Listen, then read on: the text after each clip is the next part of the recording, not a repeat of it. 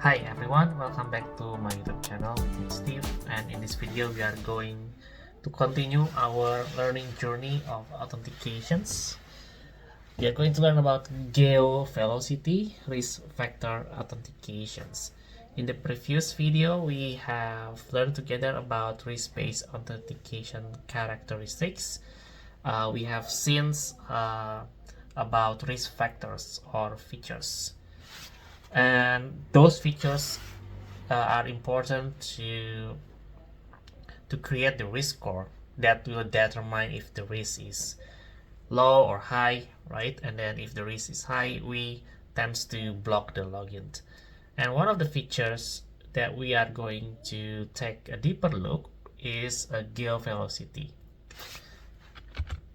So Geo-Velocity is basically a rule that allows you to authenticate a user based on the distance and the time gap between your current locations and then where you last login from. So for example, if you login from Rio at 10 a.m. right, and then the system detected another login from the same users at 10:30 a.m. but the location is in Madrid, right? Do you think this is high risk or low risk? How the systems can detect this, right? So there's a terms of impossible travel, which is a threat detection technique or risk predicting algorithm that calculates whether sequential login attempts from different locations are realistically too far apart to travel within the defined time period. So I was trying to figure out how we can build this because I never built this, so I will just use my assumptions. Okay, so to get the locations, we can use two mechanisms. First is by using the GPS locations, right? It has very accurate accuracy, right? Like between meters accuracy.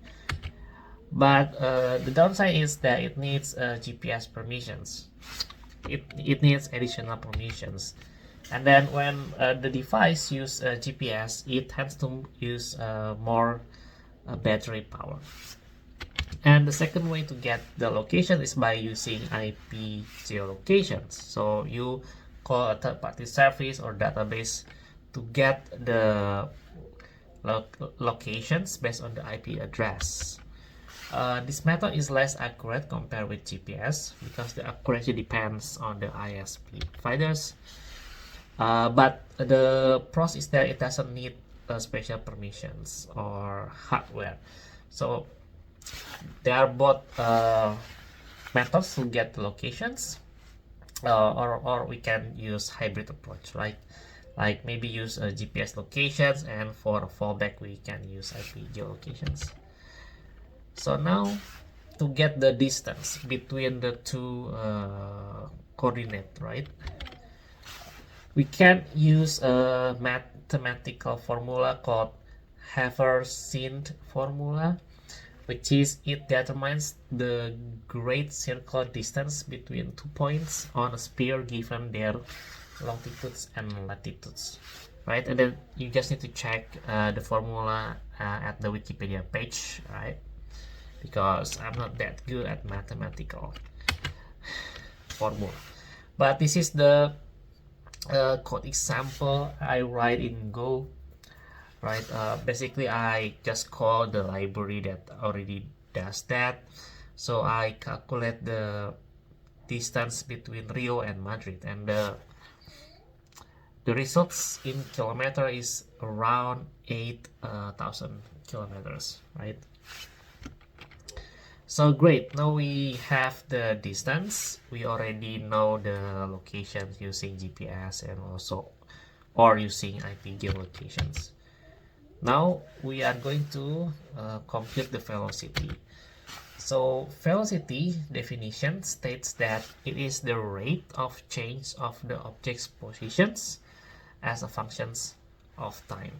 So the formula is velocity equal with distance divided by time. So we are going to use a simple velocity formula for this case, right? So the velocity is a distance divided by time. So if the distance is kilometer and the time is hour, so velocity is like kilometer per hour, right? So putting all together, let's get back to the previous example. Now we know that the distance between Rio and Madrid is around 8,000 kilometers. And then also let's say that we set configurations saying that the maximum velocity limit is around 800 kilometer per hour, right? That's a value that I think it makes sense for people to travel from one point to one point. And then we can calculate the risk first based on the velocity itself, right? We just need to put everything into the formula. So the velocity equals with the distance 8,000 divided by the time difference of the two logins, which is in this example is 30 minutes or half hour. So the result is 16,000 kilometer per hour. That's the velocity between the two distance. And because the velocity result is higher than the limit that we have set, therefore we can say that the travel is impossible. And because the travel is impossible, we can say that this has a higher risk, right? We can either block it or prompt another layer of authentications. Also, we can compute based on the estimated travel time using the same formula, but we kind of like see it from different point of view. So estimated travel time is a distance divided by the limit of velocity. So the distance is 8,000 divided by 800. The value is 80 hours. So it means that it is expected the users arrive in Madrid at around 8 p.m., right? Because we detected the first login is at 10 a.m. So if the user travel to Madrid, expectation time of arrival is around 8 p.m. So because of the second login is at 10:30 a.m., therefore the travel is impossible. Alright, so that's everything that I'm going to share with you in this video. I hope you like it. Until the next video, keep learning and stay healthy. Bye bye.